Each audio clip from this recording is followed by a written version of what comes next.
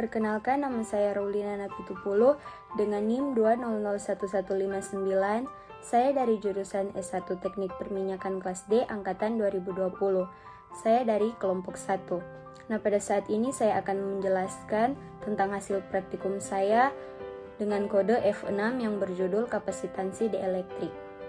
Kami telah melakukan praktikum dengan judul kapasitansi dielektrik dengan tujuan untuk mengetahui dan memahami prinsip kerja kapasitor dua plat sejajar, kemudian untuk memahami hubungan antara parameter dua plat sejajar dan besarnya kapasitansi. Kemudian yang terakhir untuk mengamati hubungan dan antara bahan dielektrik terhadap besarnya kapasitansi. Praktikum ini kami lakukan dengan menggunakan PET Colorado Simulation yang dilakukan secara online. Seperti yang kita ketahui dalam kehidupan sehari-hari kita tidak lepas dari yang namanya listrik. Kita sering menggunakan alat-alat atau apapun itu yang berhubungan dengan listrik. Nah, di sini kapasitor merupakan alat yang digunakan untuk menyimpan muatan atau energi listrik. Kemampuan sebuah kapasitor menyimpan muatan listrik disebut kapasitansi dengan satuan farad. Kapasitor terdiri dari dua buah plat konduktor yang diantaranya terdapat bahan dielektrik. Contoh kapasitor seperti power bank atau baterai, aki, atau yang lain-lain. Kapasitor listrik ini tergantung pada besarnya kapasitansi. Kapasitansi ini berfungsi untuk menampung muatan listrik. Jadi semakin besar kapasitansi dalam kapasitor, maka semakin banyak muatan listrik yang dapat ditampung. Dalam praktikum ini kita mempunyai 3 tujuan. Yang pertama, mengetahui prinsip kerja kapasitor dua plat sejajar. Kedua, mengetahui hubungan antara parameter dua plat sejajar dan besarnya kapasitansi. Yang terakhir, mengetahui pengaruh bahan dielektrik terhadap besarnya kapasitansi. Beberapa teori dari kapasitansi dielektrik yaitu kapasitor merupakan komponen elektrik yang dapat menyimpan muatan listrik. Kapasitor ditemukan oleh Michael Faraday. Struktur sebuah kapasitor terbuat dari dua plat metal yang dipisahkan oleh suatu bahan dielektrik. Bahan-bahan dielektrik yang umum dikenal misalnya udara vakum, keramik, gelas, dan lain-lain. Jika kedua ujung plat metal diberi tegangan listrik, maka muatan-muatan positif akan mengumpul pada salah satu kaki atau elektroda metalnya, dan pada saat yang sama muatan-muatan negatif terkumpul pada ujung metal yang satu lagi. Muatan positif tidak dapat mengalir menuju ujung kutub negatif dan sebaliknya, muatan negatif tidak bisa menuju ke ujung kutub positif karena terpisah oleh bahan dielektrik yang non-konduktif. Muatan elektrik ini tersimpan selama tidak ada konduksi pada ujung-ujung kakinya. Di alam bebas, fenomena kapasitor ini terjadi pada saat terkumpulnya muatan-muatan positif dan negatif di awan. Kapasitansi didefinisikan sebagai kemampuan dari suatu kapasitor untuk dapat menampung muatan elektron. Coulombs pada abad 18 menghitung bahwa satu coulomb sama dengan 6,25 kali 1018 elektron. Kemudian Michael Faraday membuat postulat bahwa sebuah kapasitor akan memiliki kapasitansi sebesar 1 farad jika dengan tegangan 1 volt dapat memuat muatan elektron sebanyak 1 coulombs. Dengan rumus Q sama dengan CV, yaitu dengan keterangan Q sama dengan besar muatan atau coulomb, C kapasitansi listrik atau F farad, V sama dengan besar tegangan atau volt. Kita masuk ke dalam metode percobaan. Pertama, peralatan yang kita lakukan untuk praktikum ini, kita menggunakan simulasi kapasitansi dielektrik dengan dukungan aplikasi Java. Nah, langkah kerja untuk praktikum ini, pertama kita klik link PET Colorado Simulation, kemudian kita membuat rangkaian sesuai dengan keterangan yang telah diberikan, kemudian kita atur beberapa nilai seperti tegangan input, luas plat, jarak antar plat, dan konstanta dielektrik sesuai dengan nilai yang telah ditentukan.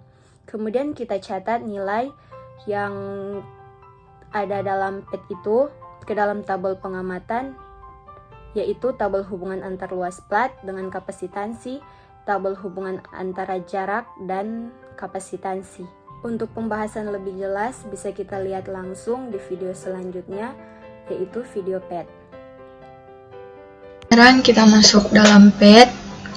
Pertama-tama ini kita atur dulu muatan plat, kemudian kapasitansi. Nah, setelah itu kita atur dulu luas plat dan jarak antar platnya. Luas platnya di sini, luas plat atau A, kita atur ke 120 mm.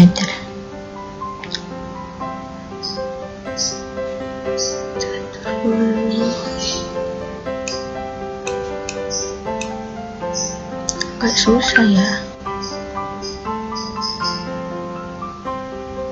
Ini karena susah ke 120, jadi kita ambil yang terdekat, yaitu 119,5. Kemudian jarak antar platnya kita atur ke 7 mm. Nah, yang jarak antar plat juga karena susah 7 mm, jadi kita ambil terdekat 7,1 mm.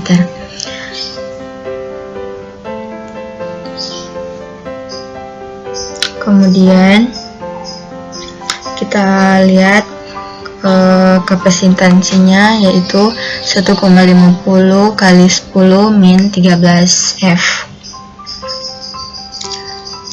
Kemudian yang A nya setelah kita buat dari 120 sampai 300 dengan penambahan 20. Kita coba di 300.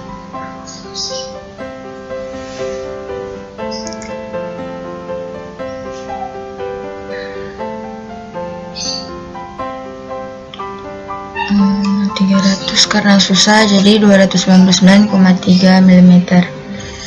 Dan jarak antar platnya tetap 7,1 mm. Dan kita lihat kapasitansinya 3,75 kali 10 min 13 F. Kemudian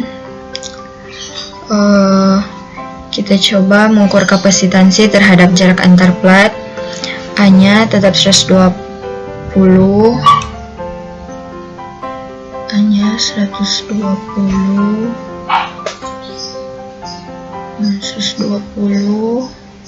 tapi oh ya nggak bisa, jadi 119,5 mm. Kemudian jarak antar platnya kita rubah menjadi 5. Nah, 5 kita rubah menjadi 5 sampai 7 dengan penambahan 0,2. Kita lihat kapasitansinya, yaitu 2,12 kali 10 min 13 F. Kemudian kita coba yang kedua, yaitu dengan dielektrik. Dielektrik, D nya atau jarak antar plat kita rubah menjadi 7. Kita rubah menjadi 7. Dan luas platnya kita rubah menjadi 120.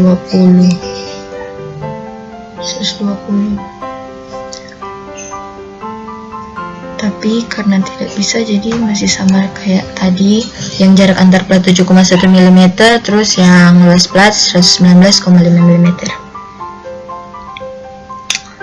Terus offsetnya ataukah kita rubah menjadi 0.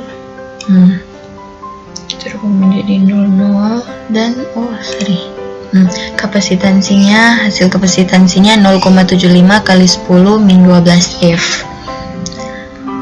Kemudian kita coba yang kedua. Kita coba sampai di 2. Yang di 2, dan hasil kapasitansinya 0,64 kali 10 min 12 F. Sekian dari PET-nya. Dari video PET yang telah kita lihat, kita dapat menarik kesimpulan. Yang pertama, prinsip kerja pada plat kapasitor sejajar, yaitu jika dua keping plat sejajar yang luasnya sama diberikan muatan berlawanan jenis, maka antara kedua keping plat kapasitor timbul medan listrik dari keping positif ke keping negatif. Kesimpulan yang berikut, jadi hubungan antara jarak plat dengan kapasitansi, semakin besar jarak antara dua buah plat, maka nilai kapasitansi yang terbaca pada kapasitansi meter akan semakin kecil.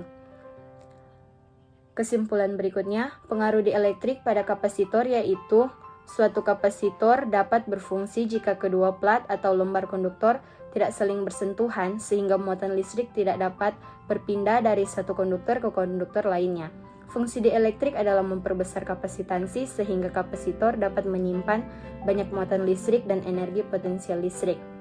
Saran dari saya, jika kita melakukan praktikum selanjutnya, kita bisa melakukan praktikum secara langsung agar kita bisa melihat langsung praktikumnya dan kita bisa menggunakan barang-barang nyata. Terima kasih.